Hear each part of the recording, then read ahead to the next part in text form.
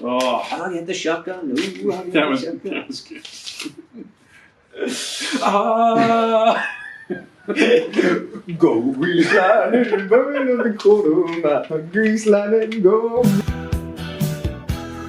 It's fifth period, the party's fifth period. Get headphones and period, let me hit that barbican. That barbican, let me hit that barbican.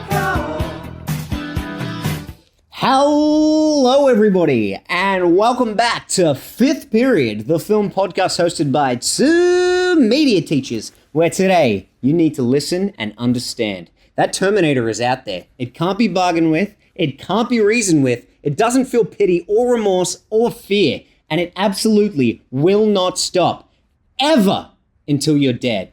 So come with us if you want to live. My name is Mr. Brown, and with me as always is... Mr. Boylan. Oh, listen There we to go. that, Arnie. That is good. It's not bad. It's not bad. I have to refrain from doing my Arnie impersonation today because it pales in comparison to yours, mate. As much as I'd like to see Carl Reese doing Arnold Schwarzenegger, it would be pretty fun. Or should I Michael Bean They get a doing couple Arnie? of lines that are the same. Come with us if you want to live. First, come with me if you want to live. This is true. There is a I bit just of said I crossover. wouldn't do it, and there it is. You just did it. You liar, Mr. Brown. I'm sorry. Now, we have to kick things off today by mentioning that we're not doing a PG film. What is this? My head exploded. It exploded. So, a lackluster Mr. Boylan and Mr. Brown came in on Friday, and we were thinking, we don't really have some great suggestions in the mix. We don't want to do film club today. Oh, look, we always want to do film clubs. We love seeing the students, but Yeah. there weren't any amazing suggestions jumping out at us. No, and we were racking our brains like, Mr. Brown, what do we watch? What are we watching today? But then what a happened glimmer was... of hope. Really a light bulb moment. I felt like I'd woken up from a fever. I'd had a nightmare about a robot crawling across the kitchen floor.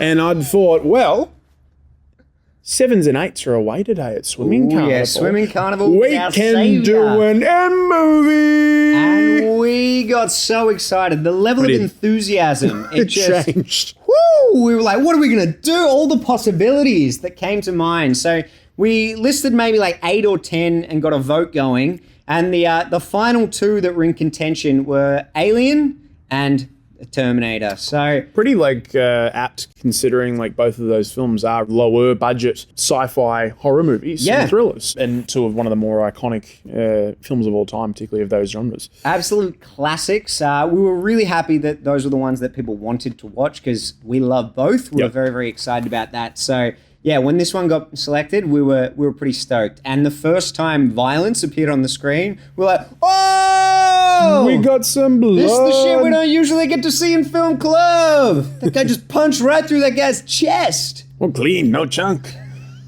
One chunk. Not no chunks. One chunks. Kung Pao into the fist. I need to stop referencing anything that will allow you to go on a Kung Pao rant. You Because really do. it's like Ben Mendo. I never know when it's going to end. Which, I mean, like, you say you don't want to avoid Kung Pao, like, rants. Good luck. Yeah, totally fair. Totally fair. In addition to our main discussion of The Terminator today, we will also be chatting about our weekly watches Yep. and doing a rival ranking of the entire Terminator franchise. Oh, yeah. It's been a while since we've done a rival ranking, certainly our first for the year, but yeah, we haven't done many franchises for a while. No, it's true.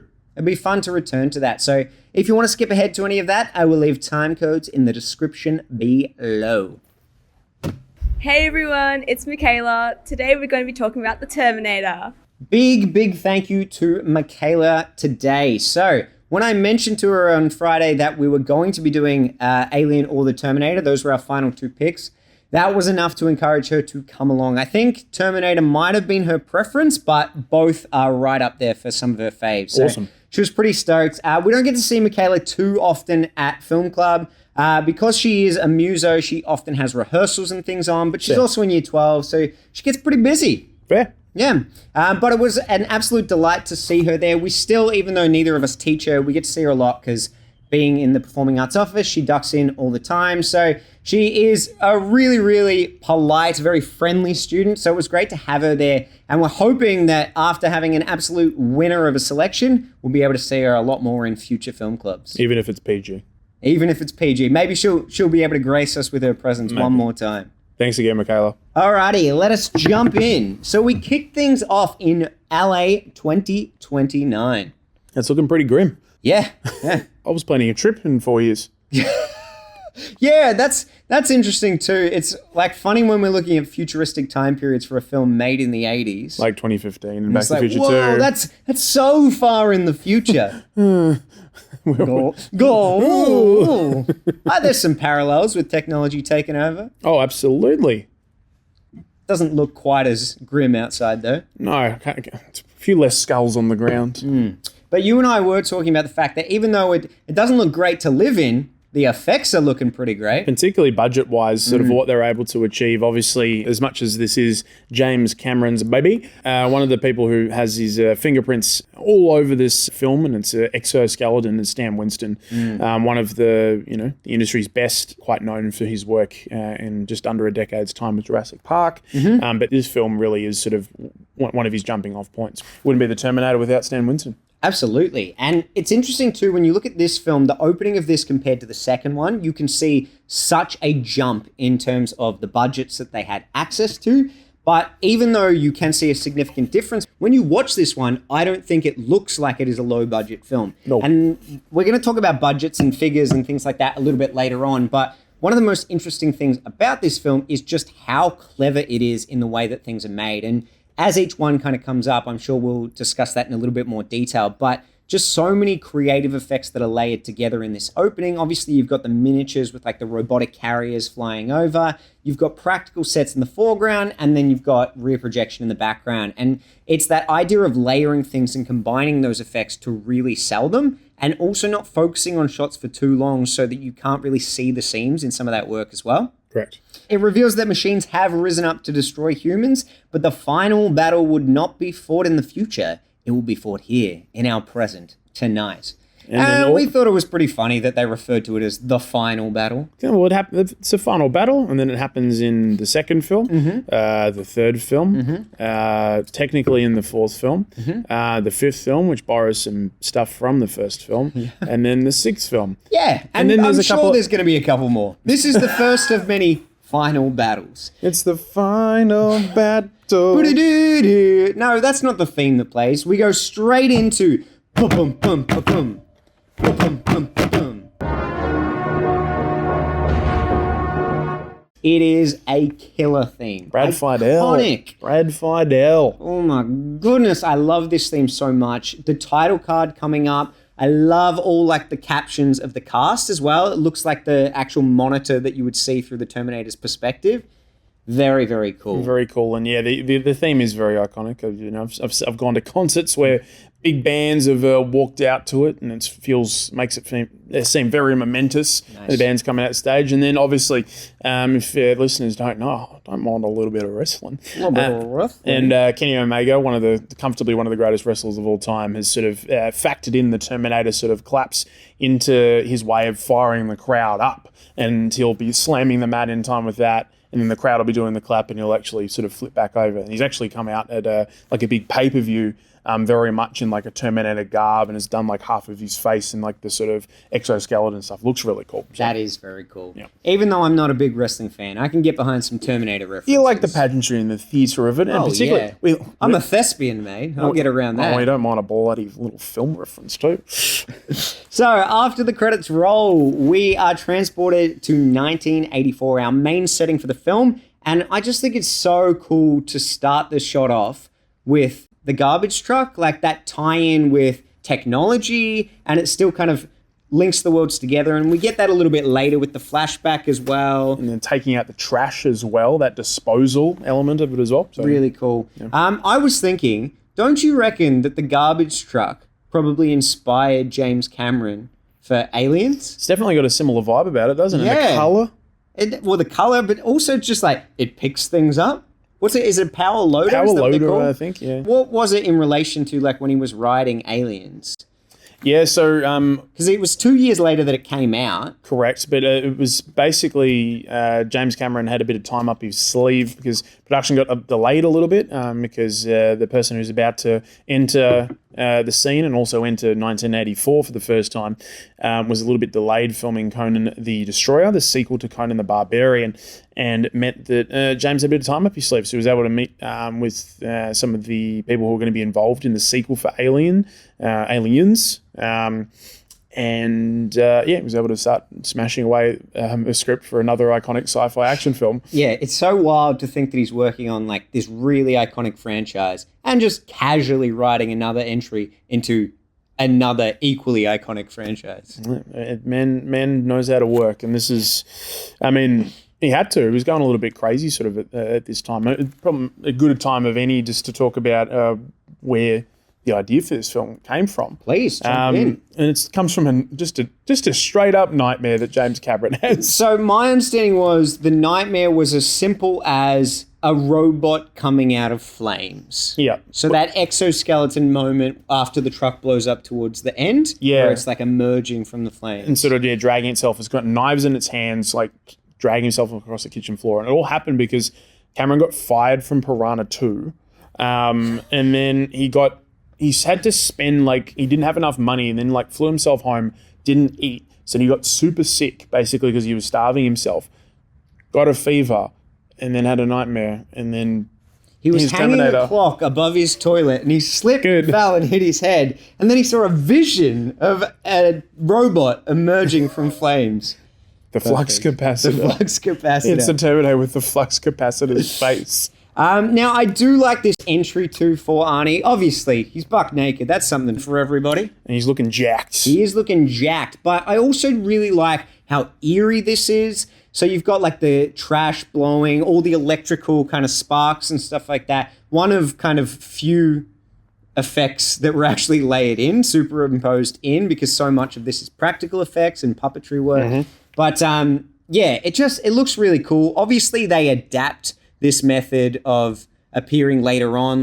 There's burn marks and stuff in the... It's more of a sort of hole or a circle in the ground. Yeah. These sort of things. But yeah, we get... Still looks great though. It still looks fantastic, and Arnie does cut an imposing figure. Cameron talked about this, that a lot of his movements really seem quite machine-like. It was almost like he's a shark or a surveillance camera, assessing the scene, and that's kind of what he's doing when he gets out this first time, trying to work out where he is, but obviously when he is. And it's hard to imagine sort of anyone else playing the role, but, we sort of talked about the fact that Cameron made some big changes to the film. Yeah, not his first choice. No, because they wanted, the whole idea with the Terminator was someone who could blend in, and Arnie doesn't blend in. He does not. So He stands out from a crowd. Originally, they were looking at Lance Hendrickson, who ends up playing one of the cops later on in the film as well. Sliced Stallone and Mel Gibson turned down the roles. Which is just wild. But Arnie had his heart set on my character, Carl Reese. Yes, and James Cameron met with him and was like, No. probably not.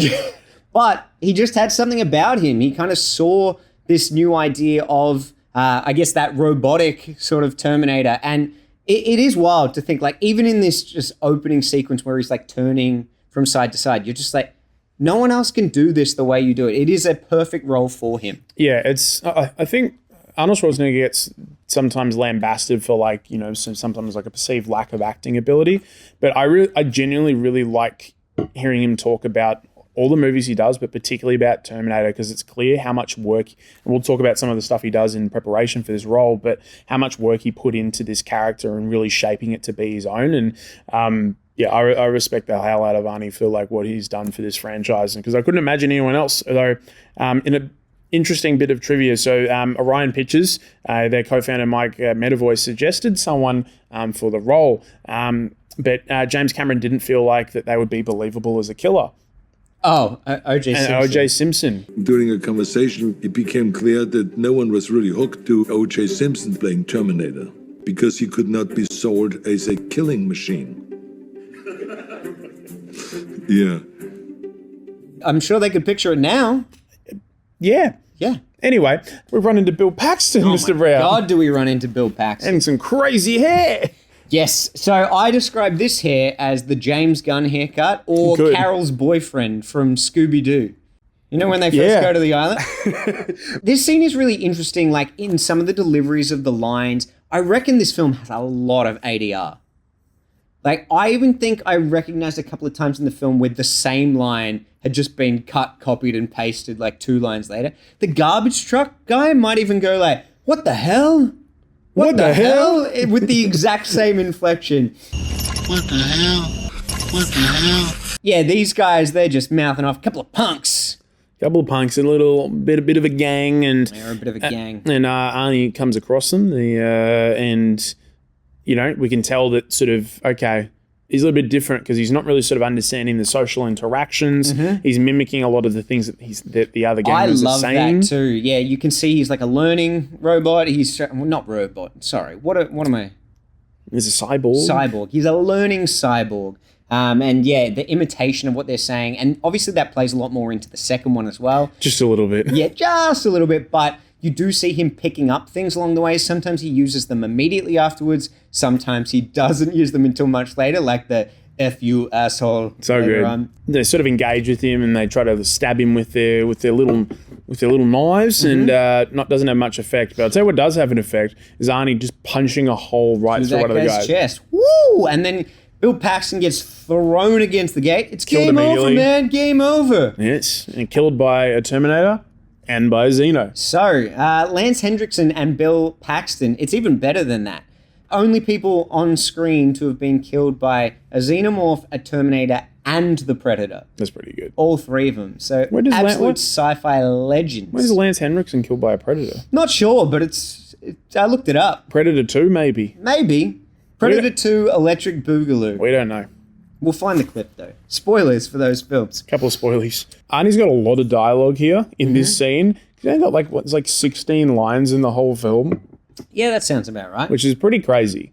Like, considering this is sort of where his fame comes to rise. And it shows how much that like his expressive skills and sometimes a lack of expressive skills. But it works, right? Yeah. Wash day tomorrow. Nothing clean, right? Nothing clean, right?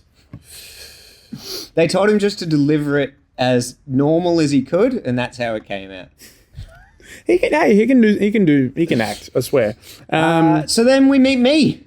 Bloody Carl Reese, Michael Bean over here. Michael Bean, He doesn't have as smooth a landing as the old T-800. No, because you're not a cyborg, mate. I'm not, Sometimes you act like it, but that's fine.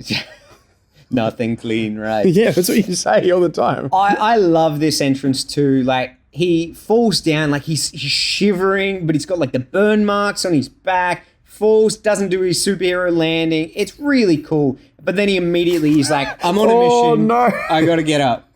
What's wrong?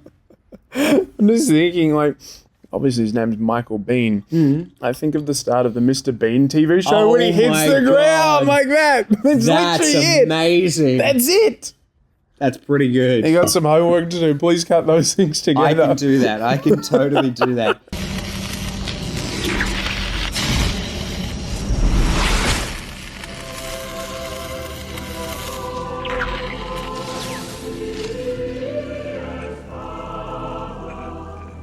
Imagine him running around for the rest of the film, though. The car chase, and he's on top of his car in his chair. And then he's like, puts out his hand to Sarah, but doesn't actually say anything. He's like, Oh my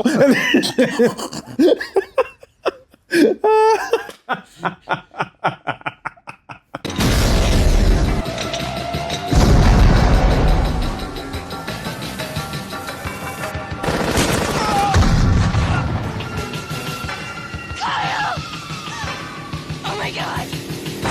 he's just throwing pipe bombs. And then Just flipping off the Terminator. oh, then when he's trying to like get his gun out of his coat, he's just like, that's good. It is good. That's some good stuff. I've got a bit of homework, but it's good. It's But yeah, worth it. so Michael Bean, he beat out like quite a few people for this role too. Like there was Christopher Reeve that was considered, Matt Dillon, Kurt Russell, my man Treat Williams from Deep Rising. Your man. Yep, Tommy Lee Jones, even Bruce Springsteen and Sting. And Sting didn't want to do it because basically he was like, I don't know who this James Cameron is. I'm not doing this role. You idiot, Sting. You idiot. Well, he was still pretty unknown. Like, He was. This I is get it. kind of like, at the time, this kind of felt like a B-grade film. When they were making Aliens, a lot of the cast didn't trust him with the sequel. So, yeah, he hadn't quite developed his reputation as of yet. No. But something that's really interesting about this storyline is originally there were supposed to be 2 protectors that were coming back to save Sarah. And 2 Terminators. Were there? Yeah, because they were talking about the fact that to have like a normal one. The liquid one in and then this the one. liquid one. And then they basically couldn't do the liquid one, but that's okay. They could do it for Terminator 2. Yeah, I'm glad they waited till their budget was a little bigger. But Oy. the other protector, as soon as he came back, was going to like rematerialize inside a fire escape. So it was going to like immediately be impaled in him and then he'd be dead, which I think is a really cool idea. I would have loved to have seen that. Yeah. But if you use the law that they use going forward in the films, it wouldn't work because the sphere kind of burns out your surrounding areas. Correct. Yeah. But I just think that would have been a cool entrance. And for Kyle to like see that, be a little traumatized and then be like, no, I need to keep going. Yep. He is awesome in this sequence, steals the homeless man's pants and then immediate chase with the cops. He doesn't get a chance to breathe. Not just straight in and is able to, he gets himself the cop's pistol and then he turns into Alan Parrish from Jumanji asking, what year is it? 12th May, Thursday. What year? And speaking of things that are brand new, he's able to get into the department store, get himself a nice little trench coat. Pair of kicks. Pair of kicks, some Nike Vandals, to be specific. You want them, yeah? I've tried to get them and struggled to, but I'll get them one day. Don't worry. Really great shot of him sort of put the shoes come down sort of in like a photo booth in the change room. It's a little Ripley as well in terms of like the high tops over the pants with them tucked in. Like, True. Yeah, there's some similarities there. Definitely. So then he's basically out on the street, clearly got a mission. Also and steals a shotgun from the coppers as well. steals a shotgun as well. It's a good effort. It's a good effort. Is able to like saw off part of it and has puts like a shoelace almost or a string so he can keep it on his it in his person. trench coat, So yeah. we clearly like established that he's not some inexperienced kind of civilian. Yep. He's clearly someone who is a soldier and is able to sort of work on the ground and work with the materials that he's got, which makes sense given the time period he's coming from. Yeah, he knows what he's doing. He even looks up Sarah Connor in the phone book and then like disappears into the night. So it's really, really good. And speaking of Sarah Connor, it's time to meet her. Well, yeah, I think her intro is great. Like very, very innocent. The music change, like the pastel colors that she's wearing, awesome. Like mullet rockin' Sarah, great. Yeah, she's fantastic. One of the best parts of this franchise. And we Got see, it for me, big buns. Yeah, that's it. Guard it for me, big bands. Oh, Jesus. So speaking of Linda Hamilton, she was actually married to James Cameron. Not at this time. He still No. had 2 more wives to get through before he married Linda Hamilton. Yeah, the delay of her bung ankle on set and working through pain eventually was like, oh, that's an attractive quality. Yeah. Yeah, maybe he was more attracted to her by the sequel. A more buff Linda Hamilton. Jacked. How awful are the customers at the diner that she works? Probably the worst. Just the They are worst people. Kid puts the ice cream in her. Like, why- And then someone's like, oh, good job, kid. I should give you my yeah, tip. Yeah. Nice going, kid. How to give you the tip? Like, why? We work out that she's, working with her roommate, Ginger. Mm-hmm. And so life's not... No, she isn't So it's not working with Ginger. Ginger. So it's not Ginger. I thought this right up until I watched it the most recent Different characters? time. Completely different There character. you go. Clearly This one as memorable is- as the other. Oh, once we get to Ginger later on, hang on. Nancy. This is Nancy. Nancy. Ginger is her roommate and this is Nancy. But yes, they are so similar. Okay, so an easy mistake to make. Absolutely. The other person going through the phone book is Arnie, Arnie. the Terminator. And he goes and visits Slippery Dick Miller Slippery Dick himself Miller. from Gremlins. He's back. Oh, he's back. We missed him. So he tries to order a phased plasma rifle. What is he doing? What are you shooting? Like, I don't like that detail. Like, I get that they're saying he's from a different time, but he he's knows smart. enough to know that that doesn't exist yet. He's a smart robot. He's a smart little robot. I also find it so wild that they're like, there's a 15-day wait on pistols, but you can take the rifles right now. America. Am I right? America. Wild. But yeah, he's working. One of the things that actually is really good for this film. So when I was talking earlier about how Arnie did One a lot of of the things. Just one of the things. Arnie did a lot of prep work for his ability to use guns. He works with guns so effortlessly throughout the film. Said he'd like train basically every day for a month. He tried to look as sort of machine-like as possible with his ability to be ambidextrous with the guns, being able to reload, clean, and strip guns, fire them in a way, and to the point actually where he received a compliment in a magazine called Soldier of Fortune, which usually like absolutely blasts films for how inaccurate their portrayal of using guns is. They actually gave Arnie a shout out because of how good it looked. That's pretty rad. And it makes sense as well because he's a machine. Like, you should be able to make it. And I was watching an interview this morning actually, and how Arnie wanted to work out what are the quickest ways and quickest motions of like how can he move his body in a way that makes it the most efficient way possible to use these weapons. And I think it's terrific through the film. Speaking of using them efficiently, he wipes out old Slippery Dick. And, he does, because he got the shotgun shells on the counter, you idiot. You idiot. But then he's off to kill some Sarahs. So as you said, he looked her up in the phone book. There's 3 Sarah Connors. What a great shot of him arriving and crushing the toy truck. Yeah. It looks awesome in terms of like a metaphor for him destroying things, but we get this pan of the neighborhood, kids riding their tricycles through. So idyllic. It's really, really cool to see the innocence that he basically comes up and destroys. And that he infiltrates. That's the whole thing. The infiltrator unit's able to sort of get in places where essentially the earlier versions of the Terminators couldn't. Also, as well, they established that the dogs don't like Terminators. It's really good part of the lore. Yep. And this is the sequence that they reference in Scream 2. Sarah Connor, yes! The first Terminator is historical. Yeah. Sarah Connor, yes. Film club. Film club. Yeah. We model our film club off that. Off Josh Jackson. And Timothy Oliphant. But it's horrifying what we see here. It's so brutal. Goes into slow motion. He busts the door open. The chain breaks off, and she just looks so horrified as he brings it forward. And with the red dot from the laser sight, which apparently, like, I was doing a little bit of reading. This isn't. They kind of didn't have the technology for it, so they had to sort of like make up a gun on the fly. And the guy was from the company, but the only thing he asked for was promotional material from the film. That's pretty rad. I'm like, hell yeah. Then our Sarah Connor, the main Sarah Connor, is notified by her friend Nancy at You're work. dead, honey. Yeah, and at work, and Sarah's like, oh, wow. Anyway, keeps going. She carries on for now. She's like, I'm not going to worry about it unless another Sarah Connor turns up dead. Yeah, so then we get to Kyle, and this is sort of one of those first flashbacks that he's sort of in the car it's waiting. It's like a Vietnam flashback. Very much so, because it's the lights from, you've got like sort of the garbage trucks and the construction machinery in the work site that he's kind of in the car sleeping next to or trying to sleep next to. And he kind of, the bright lights sort of almost shock him back into, him fighting in this hellish futurescape of LA. Yeah. And again, it looks incredible. So, it really does. Budget stuff, this film had a budget of $6.4 million, which might seem like a lot, but when you consider what they do in this film, it is a shoestring budget. And it made $78.3 million return. And then the second film, I think it had $100 million budget. Sounds about right, Bit of a step up, 6.4 to 100 million.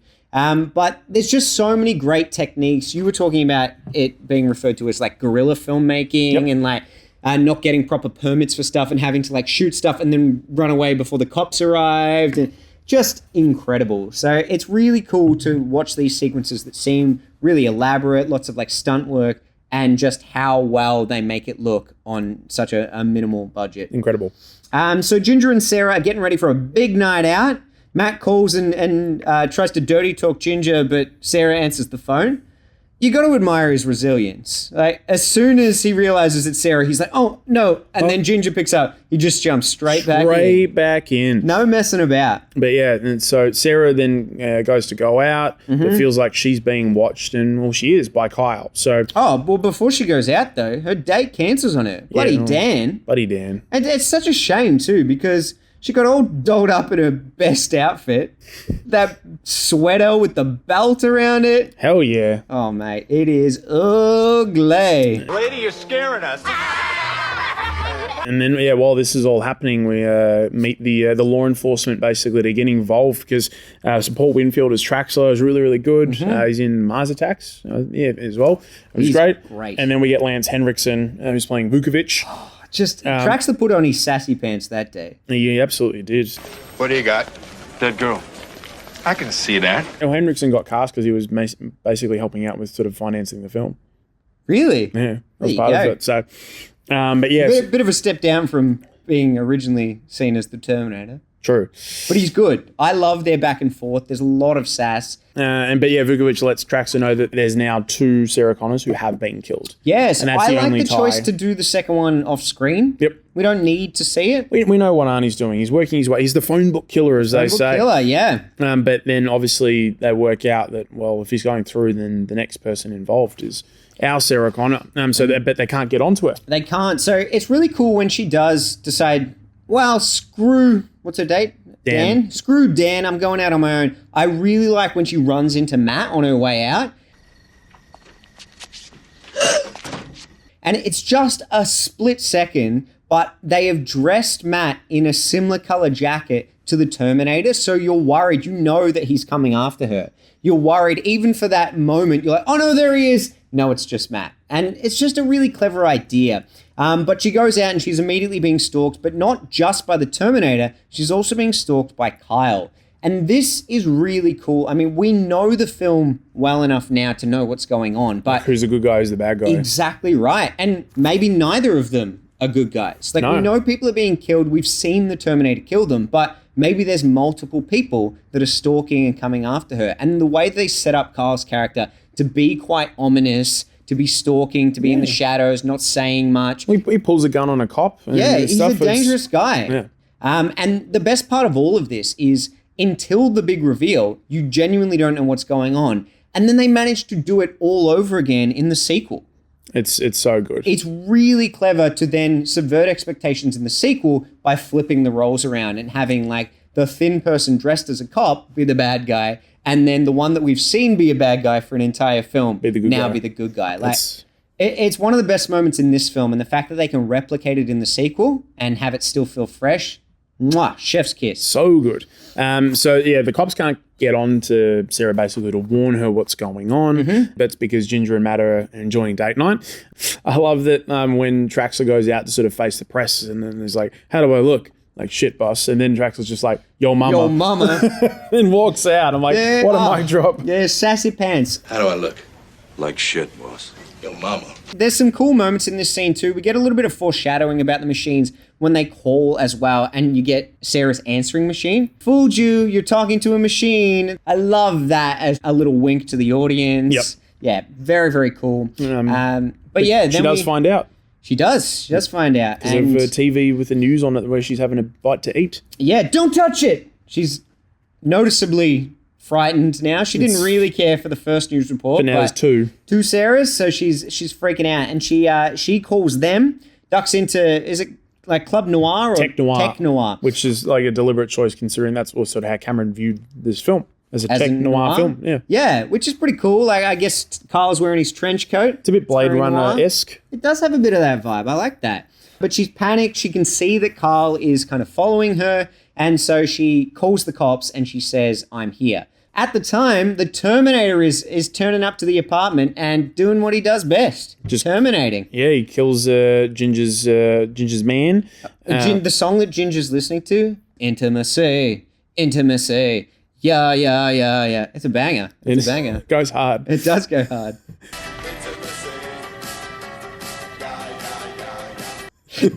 But tell you what else goes hard. Ginger's boyfriend getting thrown through the door. He puts up a good fight. He really does. Whoa, don't make me bust you up. Yeah, when he's like waving like the lamp and stuff, and Arnie's like, cool story, bro. Cool story, Hansel. Pushes him through a wall. It's pretty wild. And like Ginger's playing like sort of drums with the celery and stuff. Yeah. Intimacy. But yeah, he gets smashed into mirrors and then thrown through the door. And then while this Ginger's part- listening to the music, and then this like immediately sound just shifts. Yep. And the headphones go off. And she's slow running mo away. again as the gun comes out. And like Arnie's kind of like sort of shoving the boyfriend like out of the way while he's trying to get through the door frame and like get to his gun. It's great. It's really cool. And I would say this is the first moment that feels like a full-on horror film. I mean, we don't talk about it all that much. Like, effectively, this movie is a slasher film. It is. And It's science fiction, but it's a slasher film. It's a menacing figure that can't be beaten no matter what people throw at him, and he just keeps taking people out with the final girl. Well, Cameron was inspired by Halloween. Like, Yeah. And particularly with what Carpenter was able to do on a pretty slim budget as well. That's the kind of vibe he was going for. And it works. But really, the only thing that separates this from a B-grade slasher film is execution. The fact that they are able to do all of these really cool techniques and raise it to a higher level of filmmaking is what has made this a classic instead of just kind of being lumped in Like with a a cult bunch classic. of other Yeah. B-grade horror films. Yep. But it's a really, really cool one. And then, as I say, Sarah calls back to tell Ginger what's going on, and immediately reveals the fact that he has killed Ginger instead of Sarah. And on top of that, says exactly where she is. And also Arnie gets Sarah's photo ID, so he knows what she looks like. But also as well, and again, I love films that don't like spell everything out to me. They show to me things that I'm like, oh yeah, cool, I'll pick that up later. He gets Sarah's contact book, which doesn't come into play until way later. And that's really good. And I'm like, where did he? Of course, that's where he gets that information from. It's really fantastic. Very, very clever. But yeah, it's time for Arnie to hit the club, start dancing. Get to the club. But he doesn't pay. And they're like, hey, that guy didn't pay. Oh, well, bad luck. And finds Sarah. But like this shot is just everything. When Sarah like bends down to pick something up and he walks past and he's just like Doing the monitoring scanning, the yeah. Oh, It's awesome.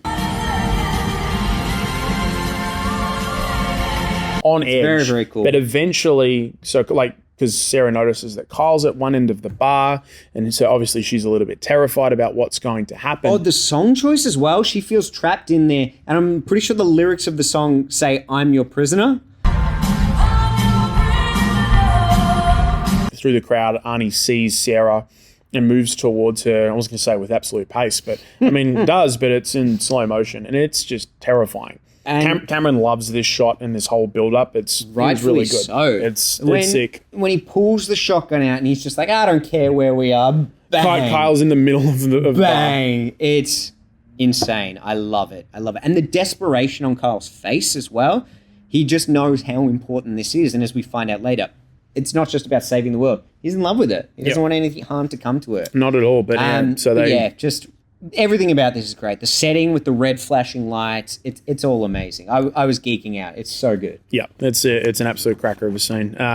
But yeah, so yeah, the whole thing, as I put it in capital letters, this rips. Kyle to the rescue, and then we almost get that as much as intimacy. Intimacy. Come with me if you want to live. That's what Kyle says in time with the music. But yeah, Come obviously, with me if you want to live. that iconic line. And yeah, so Sarah's like, okay, okay. Hey, that's me. Monster, looking at Arnie, who keeps getting basically shot through doors, through windows, but keeps getting back up, as you said. It's this like unkillable boogeyman that's constantly in pursuit. And Kyle and Sarah, through the alleyway. This synth music, I love it. To me, it reminded me of like a soundtrack we'd get in The Labyrinth. You know, when she's like running through the labyrinth, or even like when the big like monster comes up at the end, the big statue. I'll see if I can put a couple of clips next to each other, because I was like, it has a very similar vibe to it. Yeah, good call.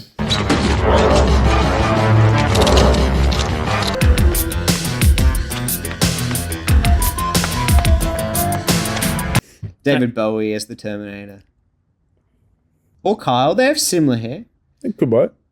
Come with me if you want to live. Or get groovy. Sarah.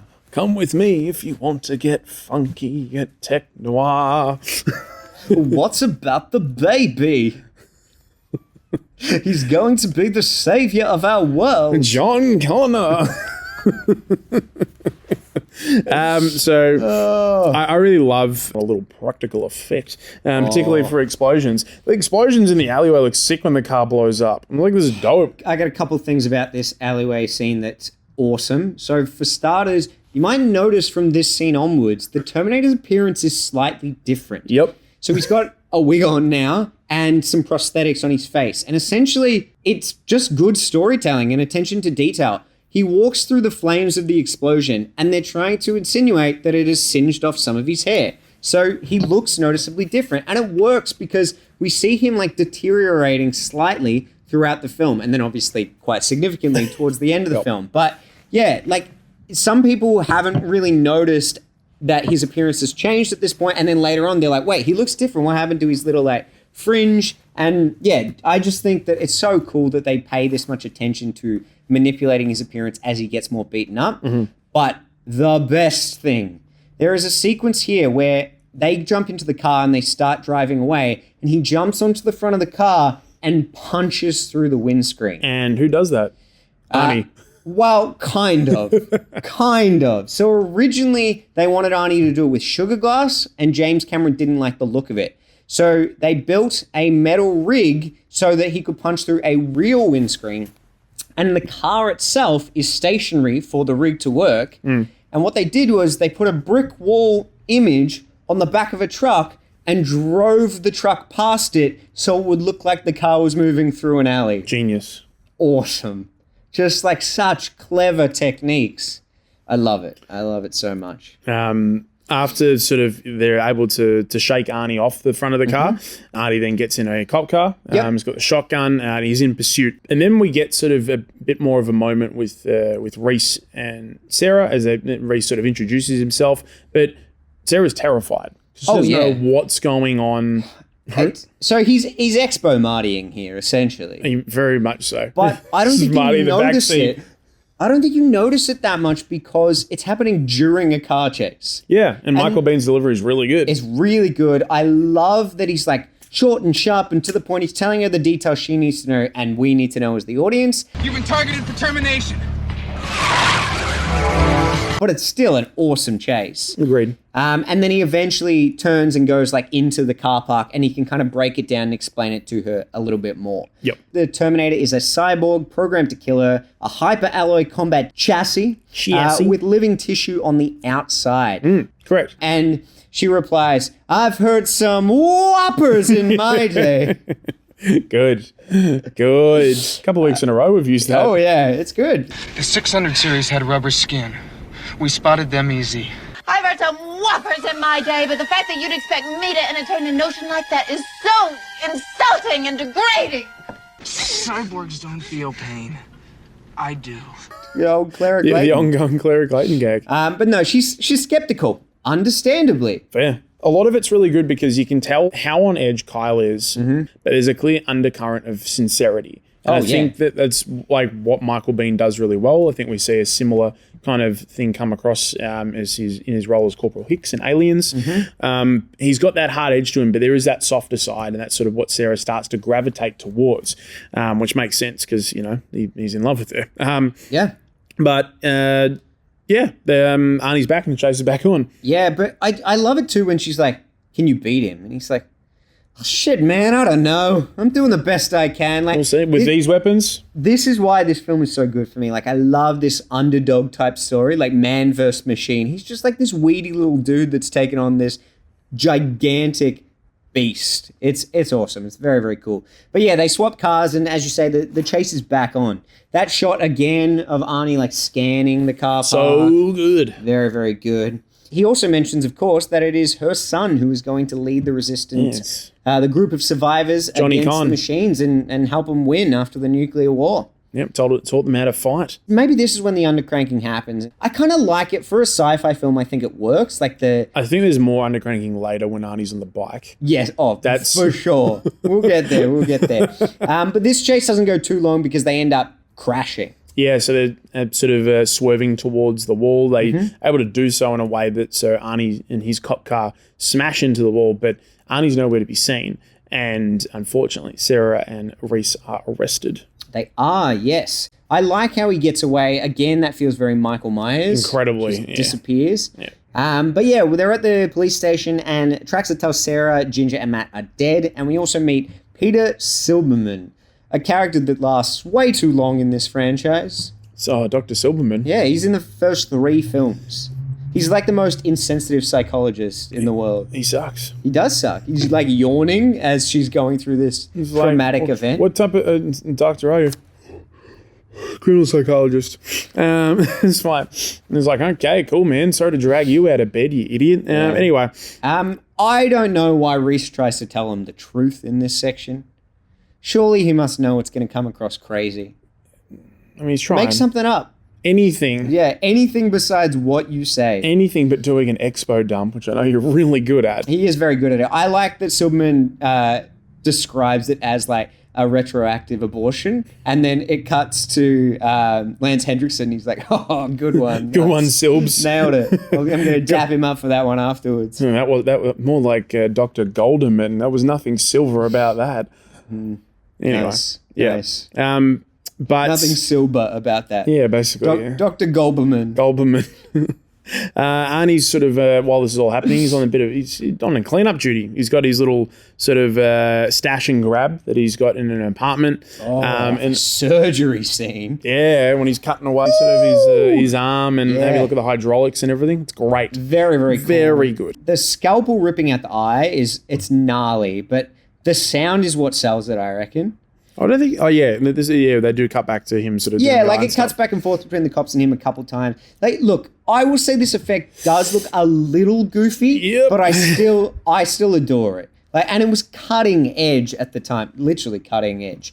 I think what makes it look a little bit goofy is probably the fact that back then prosthetics were not like translucent. They wouldn't let enough light in. Correct. And so it looks a little waxy in the way that it's... It was a bit waxy, and a little bit more robotic than maybe Arnie was moving earlier. which is saying something. Yeah, well, he still has like a natural movement to him. He's not like...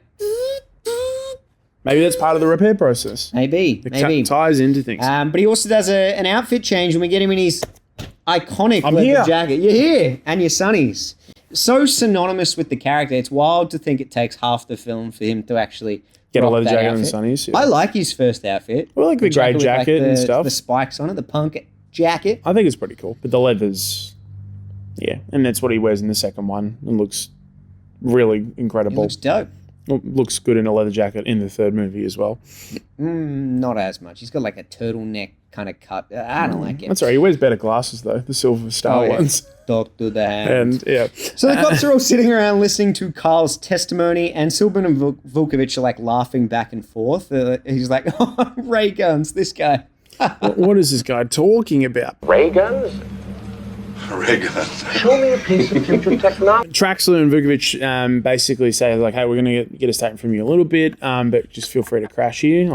I've slept on this couch many a times because my wife hates me." It's Because basically I always say "yo mama" to her. to my wife, and she doesn't like that. So She that's does fair. not. I love the desperation when Kyle is on tape and he's like screaming at the camera. And very similar to when the second one, when they're looking at Sarah's tape, when Silverman's talking to her and they pause and freeze frame and her sort of It desperation. is really similar, yeah.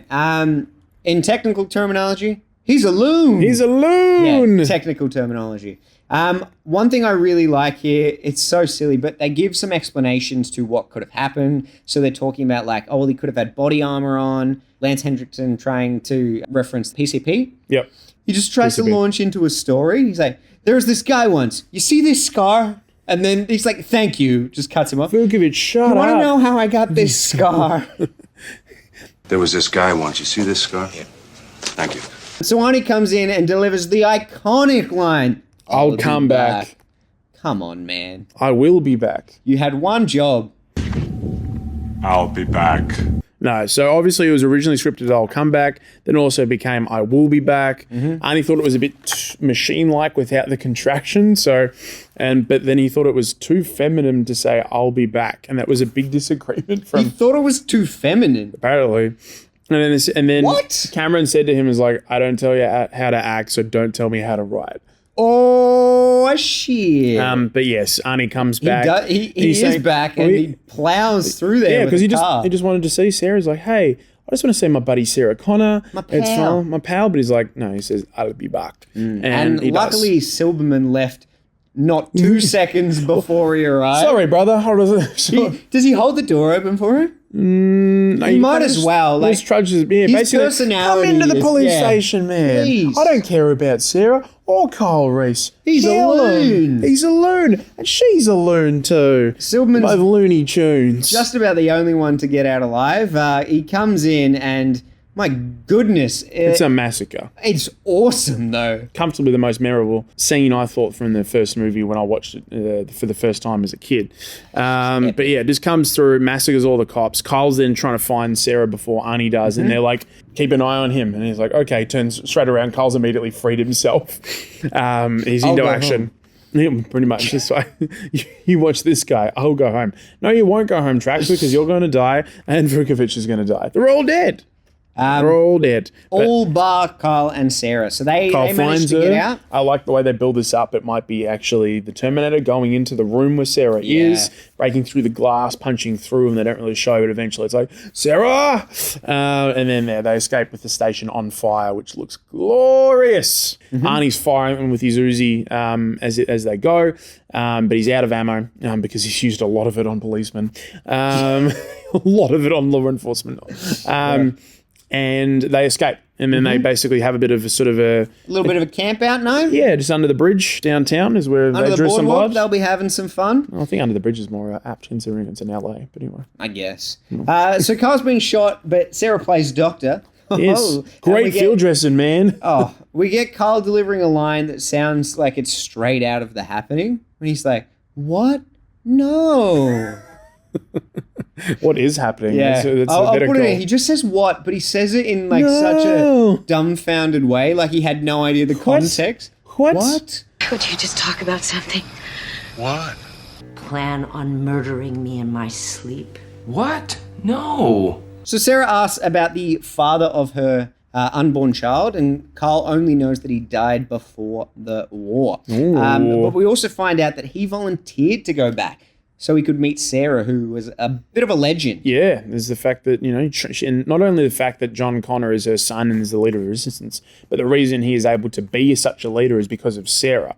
And the fact that he describes her strength and her ability to train him, teach him how to fight. Set dress. To set dress, exactly right. To set dress. Yeah. So she built all the sets in the foreground of the future. Stan Winston, is that you? you? She just rips off her face. It's Stan Winston. Come with me if you want to do a practical effect. Amazing. Oh my goodness. No, I meant the dressing of the bandage. Yes, the My field mistake. dressing. The My field. mistake. So we get another flashback, and it's this time it's in the base. I like And, this. I like this. Yeah, we got Reese having an old Tommy Purvis at the photo of Sarah. Yep. The kids. I love the shot of the kids watching. They're looking at the TV, and then it It's cuts just to the fire. fire in the set. I'm like, damn, that's sad. My favorite channel. Change the channel, guys. I've got that channel on my TV. There's a channel I can put on, and it's just a flame. Should get that checked out, man. You're a loon. You're really wearing the character and jacket all today. But then we Big get old attack. Yeah, well, because the dogs start barking and a few people coming back into the base, and Reese immediately snaps back into action. He's like, "Oh, I know what the barking means. It's a Terminator." And this Another bodybuilder. yeah, Franco Colombo. Franco Cozzo. Franco Cozzo plays Furniture Man. Oh my god! Then that's the title that comes up on the screen. The Furniture Man. Okay, so we haven't discussed the title yet. You haven't discussed Franco Cozzo yet? Yeah, didn't think we had either. No, in Film Club, you said don't let me forget to talk about this. Oh, in yeah, sure. Film Club, because we watch it on ClickView, it's obviously been taped off TV. So the first time he killed someone, it was the first Sarah Connor, he killed her, and then it cut to an ad break, and the title came up. Dun, dun, dun, dun, dun.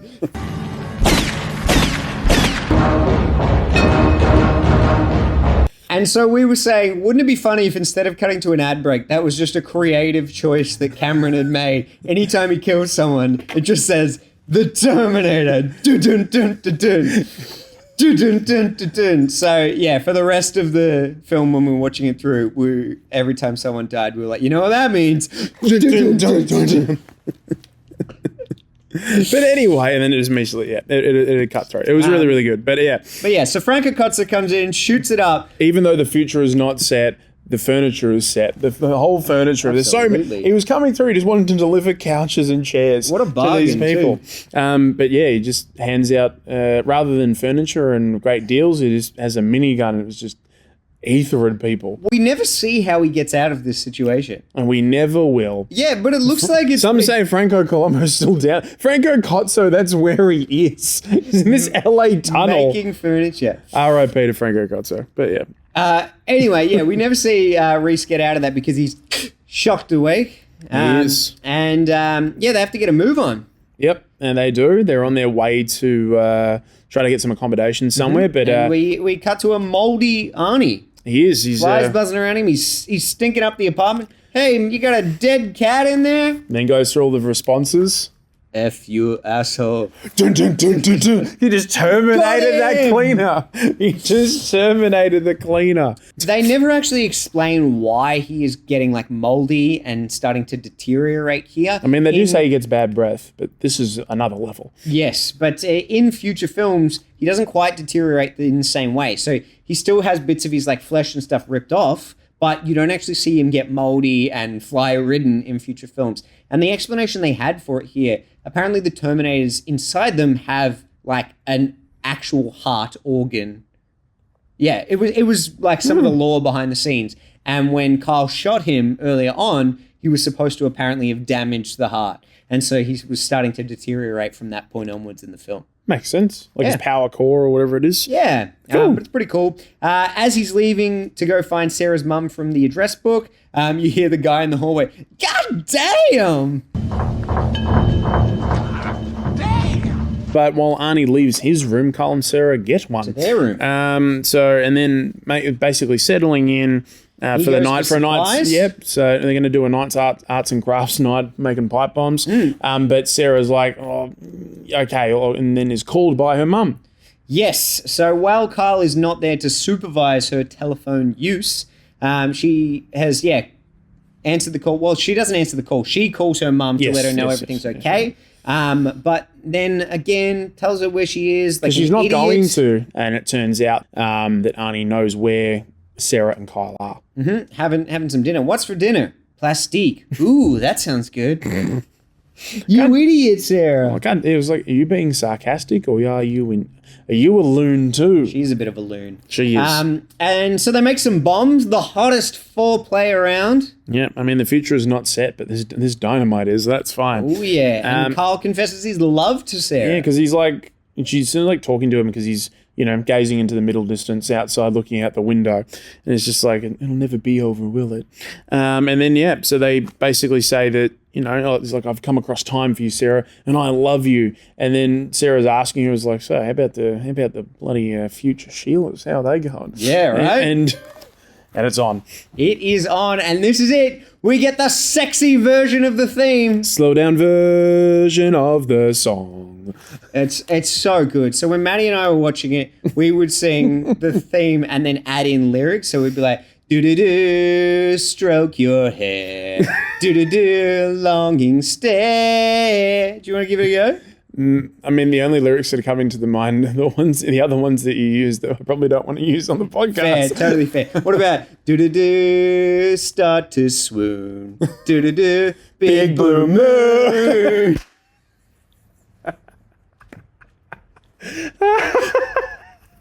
It's a lot of fun though. The best part is when you do the do-do-do before you've thought of what you're going to say. And you're like, yeah, that. Do-do-do, getting wild. Do-do-do, conceived child. Oh my God. But yeah, that does happen. And now, forevermore, we'll have a split timeline. And This is where it gets murky. Oh, for sure. We find out Carl creates a paradox by being John's father, who then sends him back to be his father. Look, don't overthink it. The timeline skew into a tangent. Good. But yeah, I would say even though it doesn't really make all that much sense, this one makes a lot more sense than any of the entries that come later on. This is true. They get more and more ridiculous and convoluted. They really do. But I'll tell you what else makes sense, Mr. Brown. Dogs.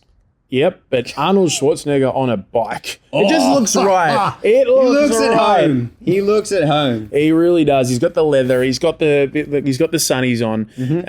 and yeah, he's riding to go get him. And then basically another chase ensues. There's a lot of chases in this movie. Yeah, but I think they all are pretty engaging. Like, I wasn't like, oh, not another one. There's enough variation in them, I think. I don't think there's enough variation for this to be the best film of the franchise. But Oh, we'll get there.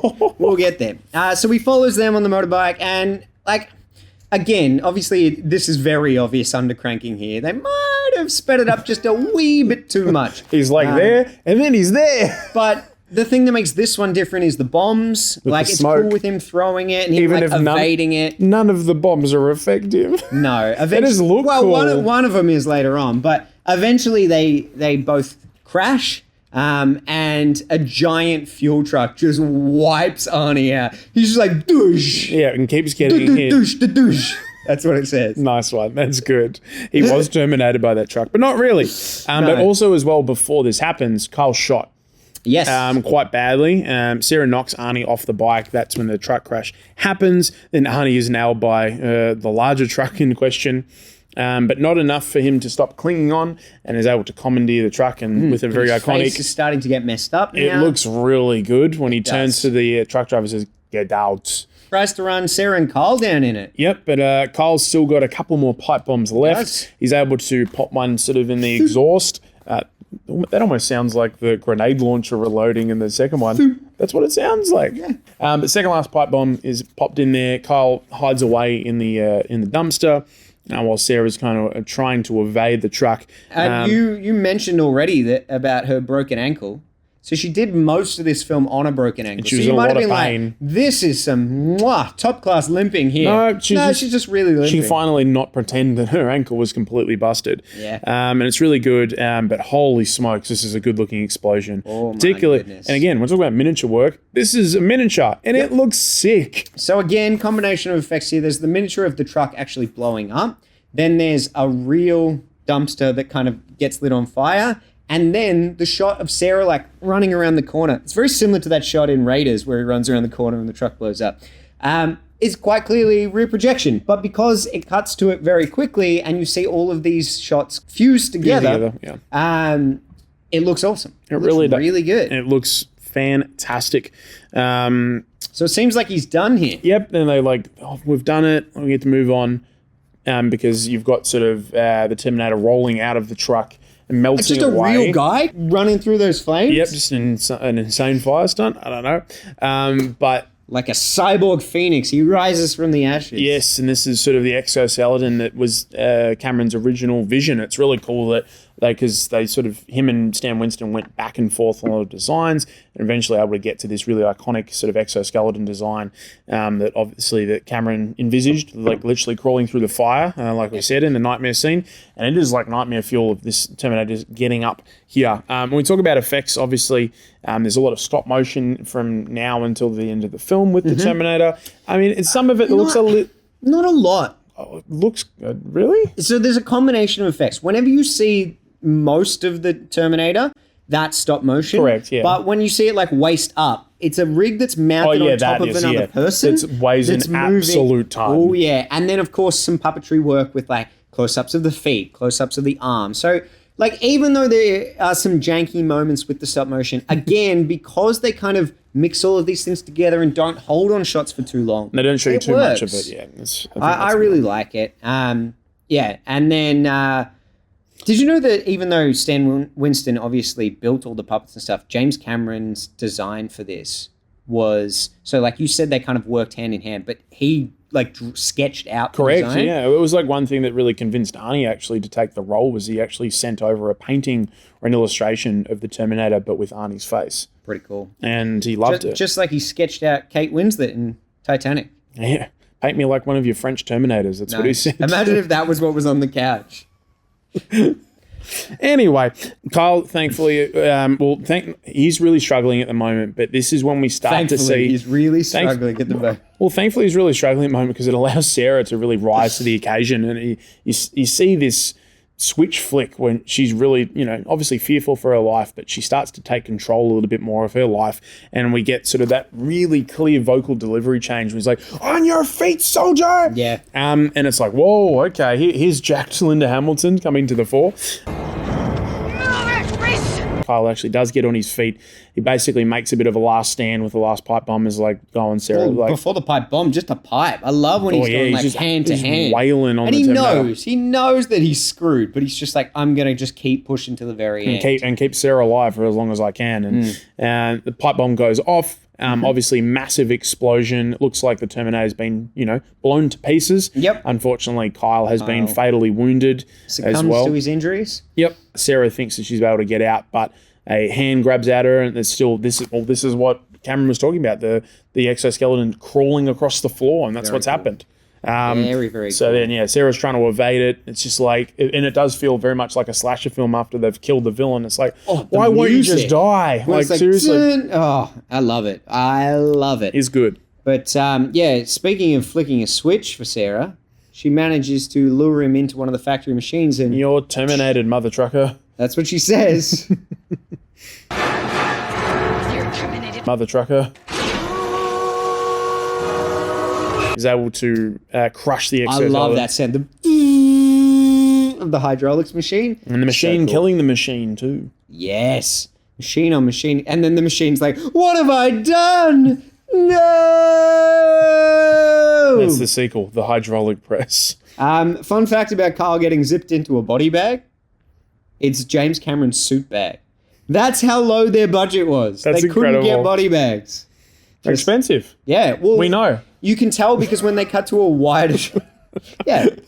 You can tell because when they cut to a wider shot, it just looks like he's been wrapped up in garbage bags. Well, a lot of this stuff, like, they have to film sort of after the film was done. It was like a lot of sort of slapdashy sort of stuff that they got done at the end, including one of the last scenes, which is I'll talk about in a second. But And The epilogue of Prego Sarah, Yep. leaving the tape for her future son. Yep, with the audio diary, and then gets that photo as well that we see Kyle have on his person. So Oh yeah, I recognize the kid that takes that photo. You still haven't seen the Three Amigos. no, It's the kid from Santa Poco. of course, He's a crafty little kid. that's where they are, Santa Poco. Yeah, Santa Poco. But I like this. How the film ends is I think the father or the family member of the person who's trying to sell the photo to Sarah says like, "Oh, there's a storm coming." She's like, "I know," and then just drives headlong into it. Looks sick. It does. They didn't Now- have a permit for this, and They did not. They told the cop They were that they from were shooting UCLA. a student film.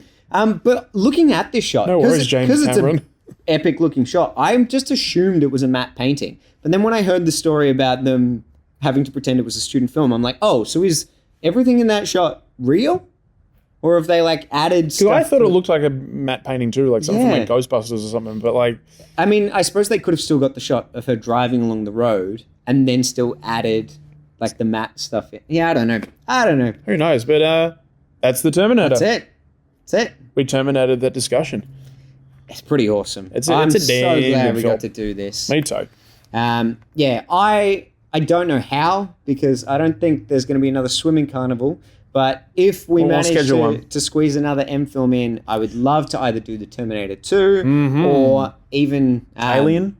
Alien would be great. I think I'd have to rank Alien above Terminator 2. But I know, but they're That's both big. good. They're both good. But yeah, just to be able to dip Do our another toes in franchise. both franchises would be pretty cool. Then we get to do a rival rankings of Alien films. That's true. It'll be more interesting than the one we've got coming up. But before we get there, let us do our weekly watches. Weekly watches. Weekly watches. I love you. Okay, so for weekly watches, I'm going to kick things off with Killer Heat. So we've had a bit of a longer film discussion today, so I'm not going to do too many details about these films. I'll fly through them. But Killer Heat is the film noir, or I guess neo-noir film with Joseph Gordon-Levitt in it. Okay. He's done noir before in a different context. He did Brick, the Rian Johnson film. It kind of looks like a student film. Great. He's really good at narrating, and he plays like that cold, hard-boiled detective really well. It was okay. I think he was really good in it. I thought the other actors were really good in it as well. I just thought the mystery element of it was a little bit obvious. Okay. It was a bit of fun, good performances, but I just think that the story was a little underwhelming. If his detective character appeared in more stories in future, I'd be interested in watching that. Okay, cool. There you go. Shout out to Joseph Gordon-Levitt. I've only got a couple of films on my docket this week that I was managing to do.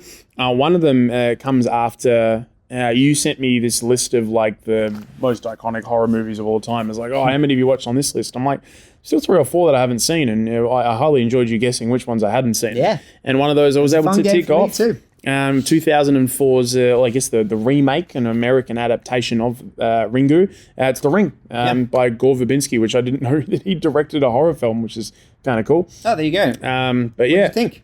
Oh, I thought it was pretty good. I really like horror movies that have got sort of almost like a mystery element to them, where it's like almost turns into like a bit of a supernatural detective story. I kind of like those aspects of a horror film. Obviously, I mean, my only experience with this film and this narrative was Scary Movie 3. Naomi Watts is really, really good in this. Like, she's really, really good. I don't love how everything around this time looks like really sort of washed out blue and green. A very cold-looking film. Yeah. But I think the narrative is really good. I think it's a well-made studio horror film. And I can understand why it's got such cultural significance, particularly, in 2004. I can understand why this would be big. I'm keen to watch the Japanese version. Yep. I mean, obviously, like the last portions of this film are pretty iconic. When Samara does exit the TV, Yeah. It looks a little bit janky now, but like the idea of it and sort of how it's shot, I think is still pretty cool. Yeah. So yeah, like I think I wouldn't say this is incredible. I think I gave it a good old 4 stars. I think it's really well made. I'm not sure I love the lore around. That's fair. Yeah. That's fair. Do love Brian Cox though. He's great, isn't it? But yeah, I had an okay time with The Ring. So yeah, Nice. that's one thing I'll watch this week. Oh, I'm glad you enjoyed it. I'll talk about a couple in tandem.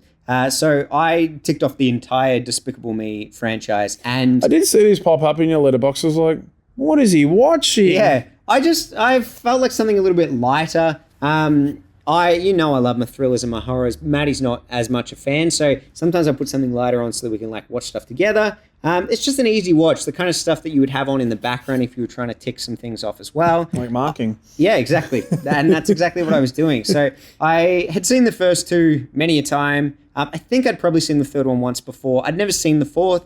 The first 3, they really hold up. And the fourth one's not bad. It's just a little bit of a rehash of the others. Like, there's nothing new and exciting about it. But yeah, it's a solid franchise. I really enjoyed it. But the other franchise that I ended up ticking off... Minions.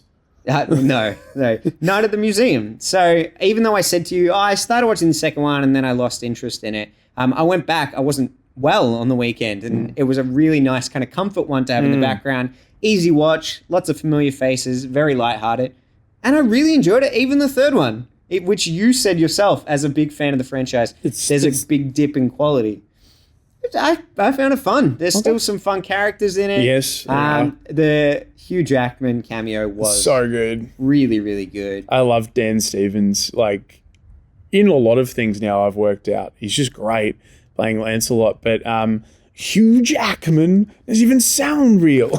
It's just great. It's great. It is. And so, yeah, even though there's nothing like amazing about the storyline, they're all pretty much a rehash of the previous film. It's just fun locations. seeing new characters, new locations, and some of the effects are awesome. I agree when with that. Different types of artwork comes to life, that's very cool. That's very cool. So yeah, that was a bit of fun. Nice. Speaking of some fun that I had with film over the weekend, I watched Death Becomes Her for the first time. And this is so much fun. Oh, man. I mean, like, some massive actors involved in this Robert Zemeckis film. You've obviously got Meryl Streep, Goldie Hawn, and Bruce Willis. It's just a really fun film. I really liked sort of the zany kind of like dark comedy, supernatural sort of element. It gave it like not really as much, but like the same sort of Zemeckis style to things. It's kind of like The Frighteners, like a little bit, sort of had a little bit of that vibe about it. I love how over the top the performances are, particularly from Bruce Willis. I think he's having a great time. They know what film they're in. 100%. I'm just like, I haven't, I understand that Meryl Streep's like, one of, widely regarded as one of the greatest actresses of all time. A lot of movies that she's in aren't my cup of tea. And it's not because she's in them. It's just because, like, I don't watch like a lot of heavy dramas and stuff like that. Yeah. Do I like her in Devil Wears Prada? Hell yeah, she's great. She's got comedy chops. And she's really funny in this. Like Goldie Hawn, I haven't seen in a lot either, but she's fantastic. And there's the plot of like trying to sort of, keep yourself like youthful and alive. And it's like, it's a bit of Substance vibes. And we were talking about it as well, that obviously this movie was a great inspiration for one of Sabrina Carpenter's videos that came out last year, With Taste. Jenna Ortega, yeah. And incredible amount of shared DNA like across the, For sure. the two. And yeah, it's just a really like fun sort of like, not like horror comedy, but like fantasy comedy sort of element. So I had a It's got blast. like gothic horror elements. Yeah, I would say so. Yeah. But yeah, had a blast watching it. It was great fun. Good. I should revisit that one. My second to last is Electric State, the new Millie Bobby Brown. Oh yes. What's this like? It's a bit of a slog, I'm going to be honest. So it's the Netflix one. Russos. It's also got Chris Pratt. The Russos, since doing Endgame, haven't been putting in incredible performances. The Grey Man was very lackluster. Did they do another one before this? Ruby or something with Tom Holland? Oh, yeah, I didn't watch that one. Neither. Yeah, anyway, this is fine. Like, lots of people are slamming it. I don't think it deserves that, but it also doesn't deserve much praise either. It just feels like such a streaming service film. Yeah, it also just feels so like derivative of so many things that have come before, and it's way too long. Like, they really stretch it out. The effects are incredible, which they should be for the enormous budget that it had. But yeah, for a budget this size, what a lackluster story. So yeah, like, I wouldn't say there's anything necessarily wrong with it, but also maybe not a heap right with it. It's just a bit meh. Yep. Yeah. The Melectric State. The Melectric State? Melectric State. That's what they call it. Cool. That's it for me. Last one I'm going to quickly talk about. 8-episode run of The Residence. It is a murder mystery. It's just popped up on Netflix. It's good fun. Yeah. Check it out. So, ensemble cast, obviously, a couple of familiar faces, a couple of new people in it. But the best thing is it's set in the White House. And they do like these enormous tracking shots through all the rooms. They do like a dollhouse type quality outside the rooms. Just what an epic building. And there's so many unique things. Like, it made me just want to go on a tour of the White House. Like, it's awesome. Fun mystery, but also it's got a lot of comedic elements in it. And the characters are just really likable. So yeah, again, because I wasn't all that well over the weekend, I smashed this out. In literally like 2 or 3 sittings. So really, really enjoyable. So check that out, The Residence. Alrighty, shall we move on to Arrival Rankings? Let's do it. Got a long list to reorder. We might agree in ways. 'Cause we're gonna rank things, baby, based on our faves. Now, as we said, there's going to be a pretty clear divide between the good ones and the bad ones in this. But I also don't necessarily have all that much to say. I think I can be quite succinct with how I rank things. So I'm going to kick things off in my 6th position with Terminator 3, Rise of the Machines. Now, this for me is just the worst. Like, the writing is awful. The characters are so unlikable. This is the worst John by far, but also Kate sucks. I hate Kate as a character. Oh, okay. Does not resonate with me at all. I hate that they undo a lot of things. I mean, I can't hold that against this film on its own. They undo a lot of things in all of these films, but this one, honestly, it just feels like a parody. We mentioned the talk to the hand. It's that the whole film. Like, all of it, you're like, are you serious? Because it doesn't feel serious. And yeah, I just think the action sequences are underwhelming. I don't like the characters, and I also think it's maybe the worst version of Arnie. So, okay. Yeah. What do you got in number 6? Well, I kind of tossed up between 5 and 6 a little bit, but I'm going to go with Terminator Genesis. Genesis has some good moments, I think, particularly at the start of the film. I really like them taking on like another liquid metal Terminator. I think that's really enjoyable. But then I think the film falls off a cliff after that with when Jason Clarke comes in as like John Connor. I think the idea is cool, considering like this person that they've been trying to save for the whole franchise ends up being the bad guy. I think that's a cool idea. But it's just, it feels very weak and lackluster for me as a film, despite the presence of J.K. Simmons. So, don't really like Genesis that much, despite the potential for a strong opening. And this is very much at a time where they were trying to make Jai Courtney happen, and he just wasn't happening. Fair enough. And that's totally all good, because my next one is Terminator Genesis. So I remembered really liking this when I saw it at the movies, and then I rewatched all of these films late last year, so most of these are pretty fresh in my mind. I think I just mistook the nostalgia in the opening stuff as liking the whole film. It's really cool to see things that were familiar from the first film, but just go watch the first film.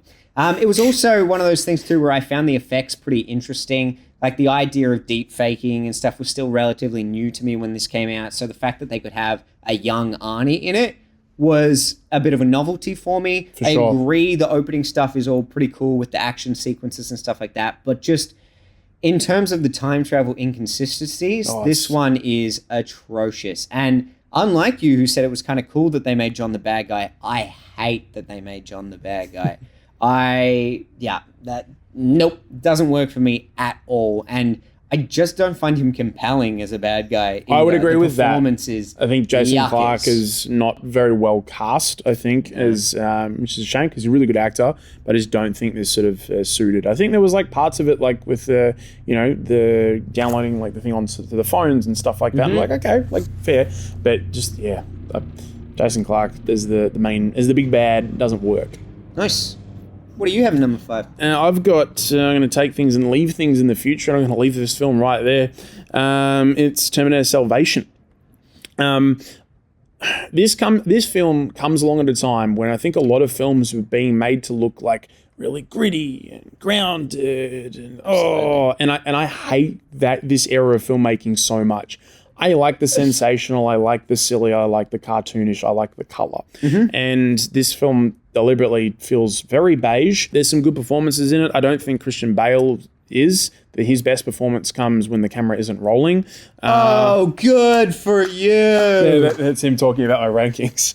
Oh, good for you. Da-da-da-da like this in the background. What don't you get about it?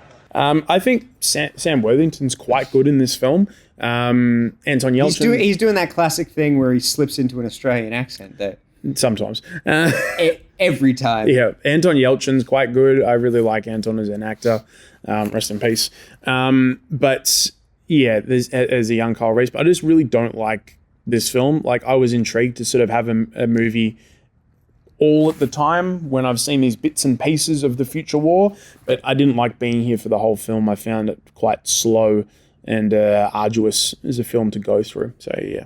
Yeah, again, hot on your heels. In my number 4 position, I've got Terminator Salvation. So I was not looking forward to watching this film because, unlike you, I didn't want to see this time period. I prefer like the 80s time period to like the post-apocalyptic world. And like the mix of the future and the present. The post-apocalyptic kind of films aren't really a go-to for me. But even though I did prefer the 80s setting, when I was watching these in a row, this film felt like something different. And I really did appreciate that because a lot of the other ones do feel like a rehash. Christian Bale's dialogue is super corny. Like, his performance is fine, but most of the lines that he says are just so exaggerated and over the top, it's hard to make them seem realistic. There's a big reveal at the end about Sam Worthington, and without going into too many specific details, it makes it seem like, whoa, what is this detail? But they pretty much revealed it at the beginning of the film, so I don't know why they're making it seem like it's a big deal. It's like, cool, man, we were there. We were already there. In my number 4 spot, I've got Terminator Dark Fate. Nice. I probably didn't love this film at the time. I've gone back and had a bit of a look at it. I went back and had a look more of it last night. And I think it's just got some fresh ideas. I enjoy some different characters in this franchise and other characters taking a back seat. Obviously, it's great to have Linda Hamilton back in the fray as Sarah Connor. I like McKenna Grace as sort of cybernetically sort of augmented human. I really love Diego Luna as the Rev 9 Terminator. He's awesome. one of the best sort of Terminators in the franchise. Love the design of that too. It was really like with the splitting into sort of the exoskeleton and then sort of a more sort of human thing. I think the concept was really cool. Settings were different as well. It was good to sort of get out of LA a little bit. Different company too that creates the Terminator. Exactly right. So all of that sort of ends up being like there's some cool action set pieces. Arnie's still pretty good in it, and sort of this whole idea is almost like a retired Terminator, and having actually killed John. Spoilers. But that's the opening scene. It is the opening scene with interesting deepfake young Arnie. I was going to say this is some of the best de-aging I've seen in a film. Yeah, it doesn't. It's brief enough where you don't think about it too much. Yeah, and what you do see looks pretty good. Yeah, it does. So yeah, I do like Dark Fate. I've given it a little bit more of another chance, unlike people at the box office, because this did so bad. Is bombed like the nuclear war that starts Judgment Day. Like seriously, it's so bad. But the film itself, I think, is okay. I think it's okay.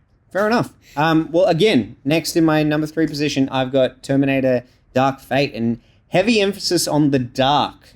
It is so hard to see things in this film. So true. Oh, man. In the night sequences, that was one of the biggest things that bothered me about it. I've got to take my sunnies off. Jeez. The other thing that impacted my enjoyment of this film was that I was 6 films in at this point and everything was feeling pretty old and tired. I would love to return to this one without the fatigue of the franchise. That's what I did, so yeah.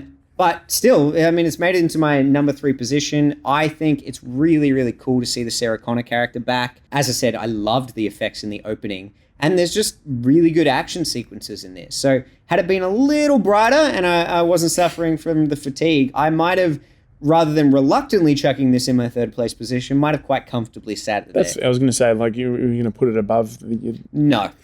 Here's where the line is for me. That's fair. But before we get to the line, well, I've gone number 3 in the number 3 spot. It's wild. Yeah, so I like Rise of the Machines because I think it's just a bit dumb and stupid. A lot of it, I think, what works is I think the TX is really good. The whole performance, I think, is really, really good. The actress's name is going to escape me now. I forgot to write it down. I think it's Cara Loken. She's great in the film, and I actually think that like Arnie's I know the dialogue that he's given is awful at times, but I think his performance is actually pretty good. Okay. So, and that's fine. You don't have to agree with me. I just really like him in silver sunglasses that are shaped in stars with pink lenses. Okay, man. You like that the Terminator is dressed in strippers' clothing. Hell the entire yeah. Film. Yeah. All right. So, how do you feel about John and Kate? John, I hate. Kate is like tolerable, mainly because John is intolerable.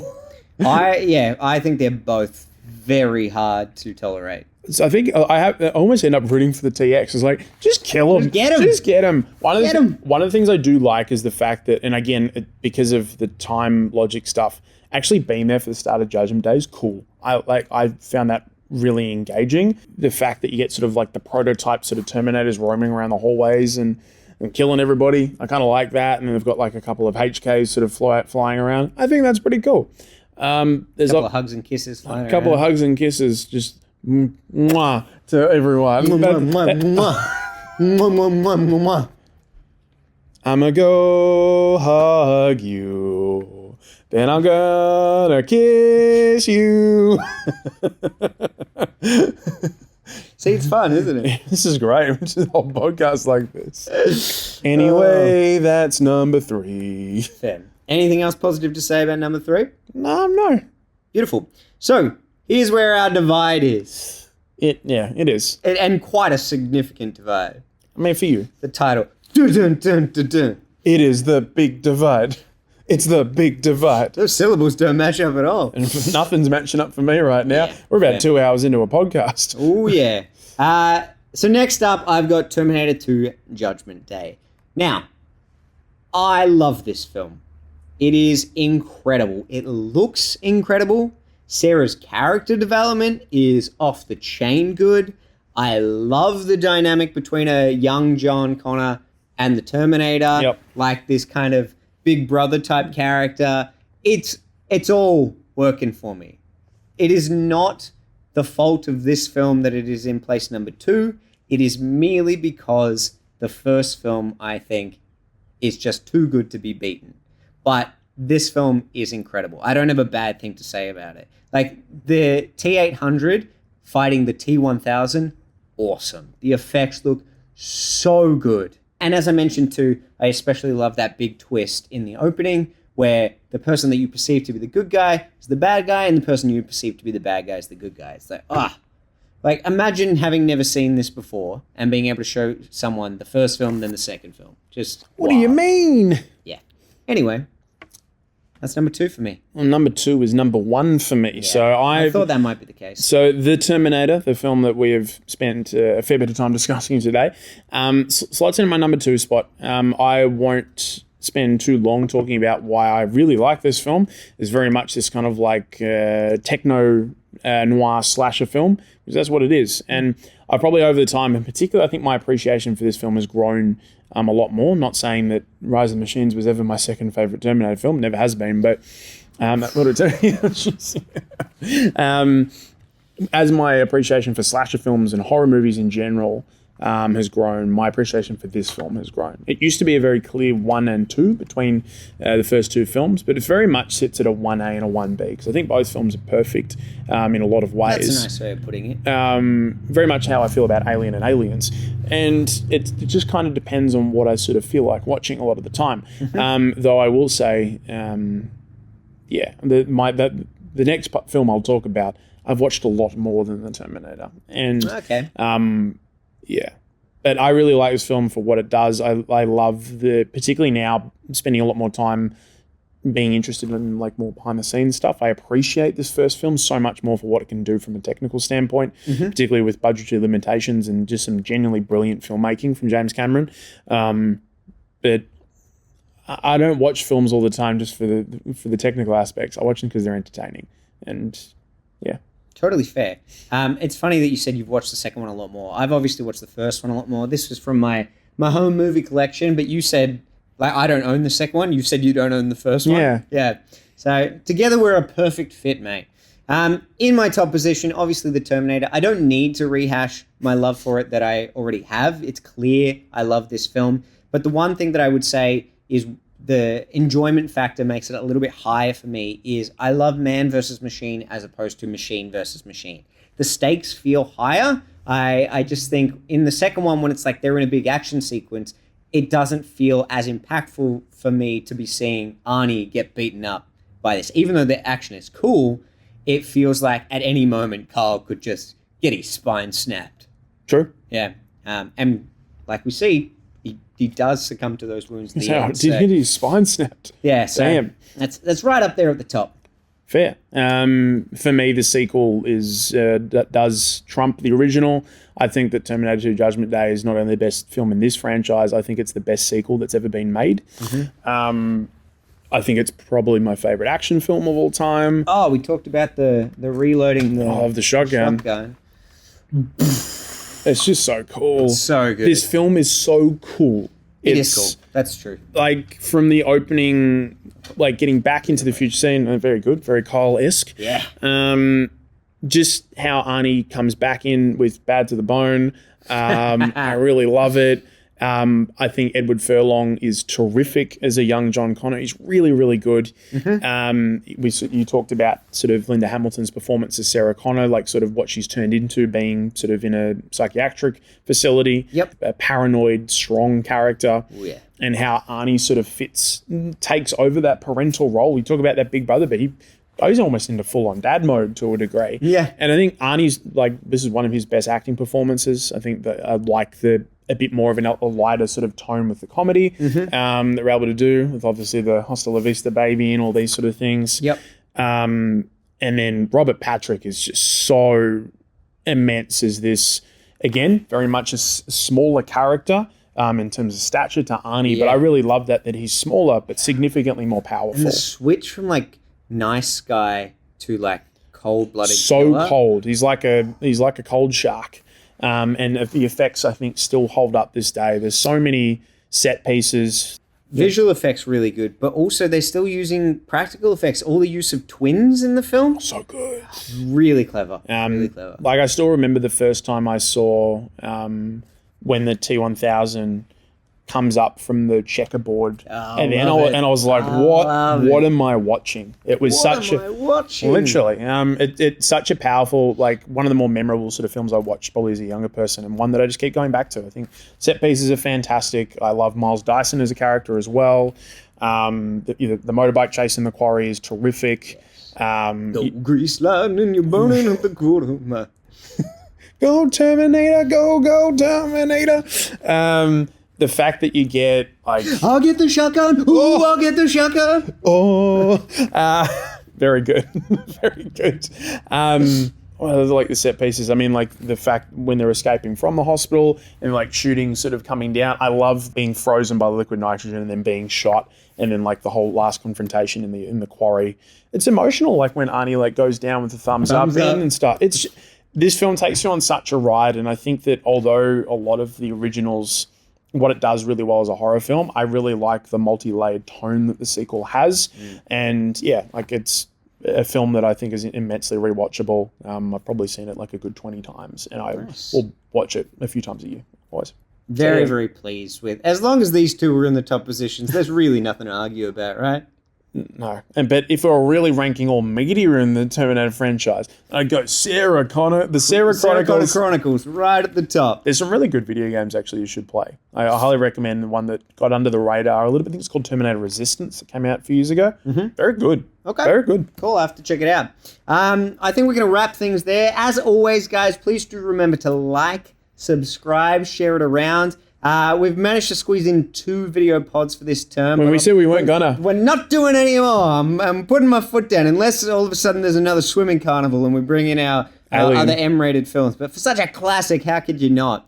While we are wrapping things up here, please do not fret. We'll be back. Thank you very much, guys, and catch you at the next film club. Go watch some good movies. Arnie, he's here. All right.